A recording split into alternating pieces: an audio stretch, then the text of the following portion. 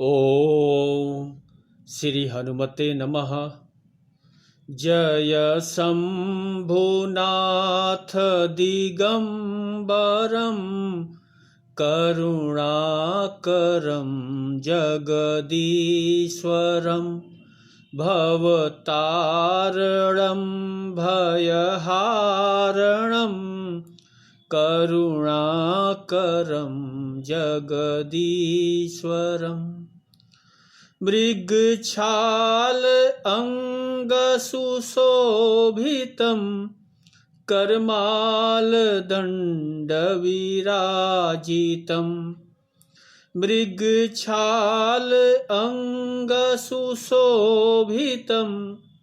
करमालदण्डविराजितं। यमकालपाश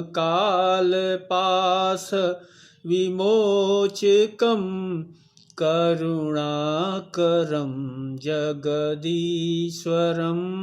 जय शंभुनाथ दिगंबरं करुणाकरं जगदीश्वरं करुणाकरं जगदीश्वरं। नमस्कार। श्री सेनापति वनकटी हनुमान दरबार की कृपा से आपके सम्मुख एक बार फिर से उपस्थित हूँ, एक नई कथा यात्रा के साथ।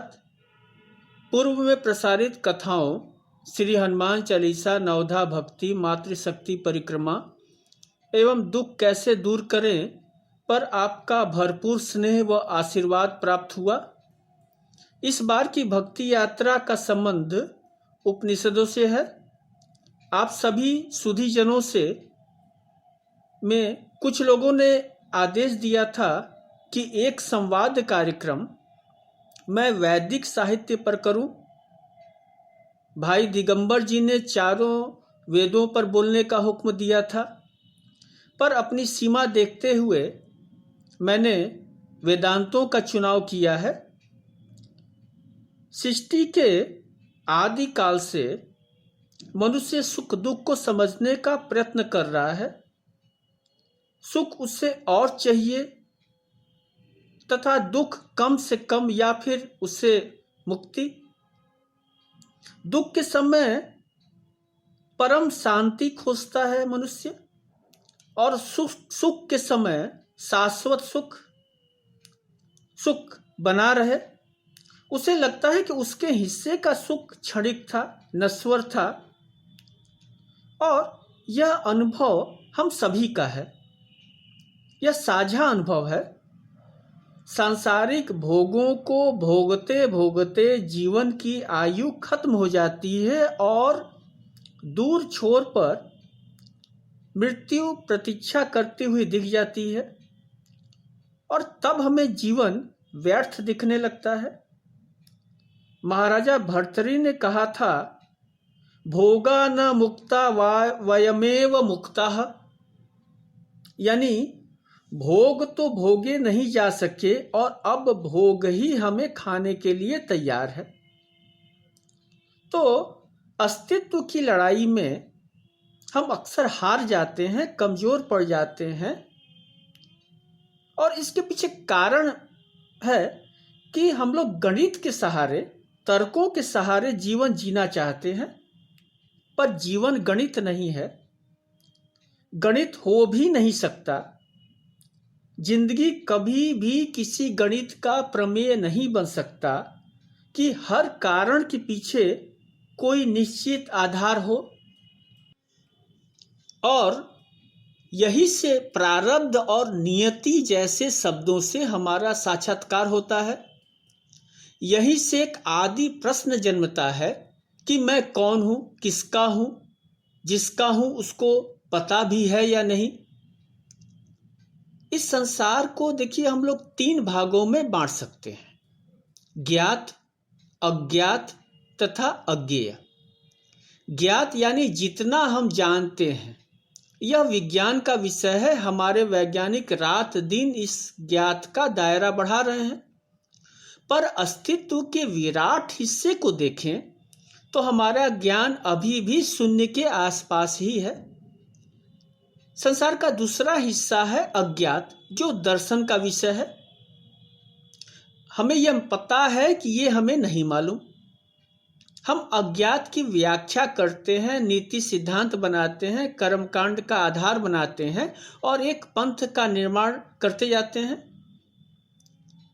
संसार का एक तीसरा और बड़ा हिस्सा है जो अज्ञेय है, जिसे जाना नहीं जा सकता, जिसे देखा नहीं जा सकता, जो है भी और नहीं भी है, जो संसार में नहीं दिखता है पर उसकी निशानी हर जगह मिल जाती है, कण कण में है, क्षण क्षण में है, और जिसकी कृपा हम सदैव महसूस करते हैं, पर वो रहता अव्यक्त है। और इसी का नाम, उस तत्व का नाम परम चेतना है, पर ब्रह्म है, परम विद्या है, परम सुख है, या यूं कहें शाश्वत सुख का वह स्रोत है। इस पर ब्रह्म को जानने के लिए ऋषि मुनि जीवन भर तपस्या करते रहे। यजुर्वेद में इसे ही यस्य छायामृतम यस्य मृत्यु कहा, यानी कि पर ब्रह्म को जानकर ही परम सुख की प्राप्ति संभव है, क्योंकि वह आदि स्रोत है ऊर्जा का और उसका आश्रय अमृत तुल्य है, और उसकी वंदना न करना मृत्यु सदृश है, मृत्यु मानी गई। क्योंकि जब सब कुछ उसी का है, सब कुछ परमात्मा का है, विराट सृष्टि के सामने हम नास्तिक बनकर बैठे रह नहीं सकते। हाँ, अगर पोषण और प्रजनन ही जीवन का उद्देश्य हो तो निसंदेह नास्तिक बने रहिए, पर अगर इस संसार को जानने की जिज्ञासा है, उस अज्ञेय से सामना करने की इच्छा है, तो फिर एक आस्थावान यात्रा पर निकलना पड़ेगा, और हमारे ऋषि महर्षि इसी यात्रा के पथिक थे। हजारों वर्ष पूर्व मनुष्य सभ्यता की दिशा देख हमारे ऋषि महर्षि चिंतित थे। उन्होंने हमें सजग किया, सावधान किया, हमें संदेश दिया कि सब कुछ उसका है, उस परम का है, तुम्हारा कुछ है ही नहीं, मेरे का कोई उपाय नहीं है, मेरे होने का कोई उपाय नहीं है, कोई जगह नहीं है, कोई गुंजाइश नहीं है।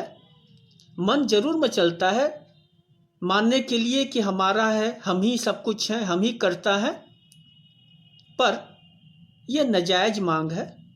तो इस बार की हमारी यात्रा इस स्व से पर की यात्रा है,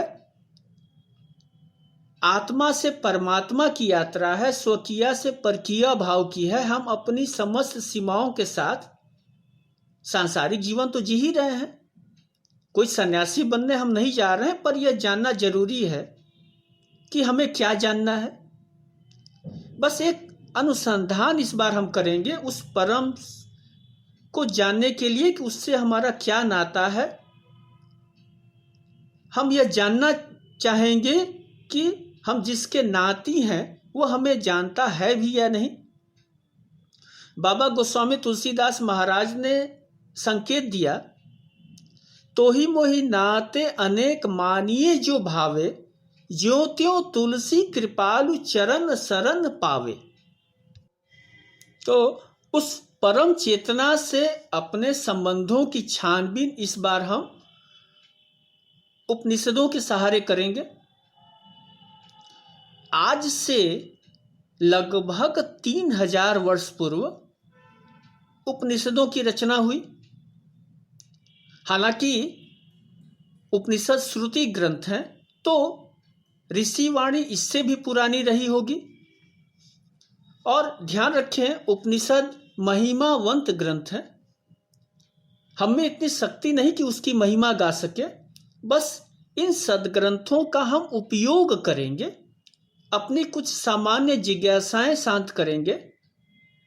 उपनिषद का अर्थ होता है उपनिषद, यानी कि वह ज्ञान जो गुरु के सामीप्य बैठकर प्राप्त किया जाए। यह वेदों के आखिर में आया, इसलिए वेदांत कहा गया। विद्वानों ने वेदों को 4 भागों में बांटा, यानी चारों वेद जो हमारे हैं, ऋग्वेद, सामवेद, यजुर्वेद तथा अथर्ववेद के अंदर 4 भाग मिला।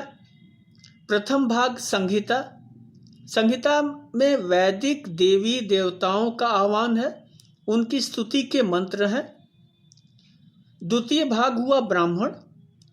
अब ब्राह्मण, इसका आशय किसी जाति विशेष से नहीं है, इसमें ब्रह्म चिंतन है, इसमें कर्मकांड बताई गई।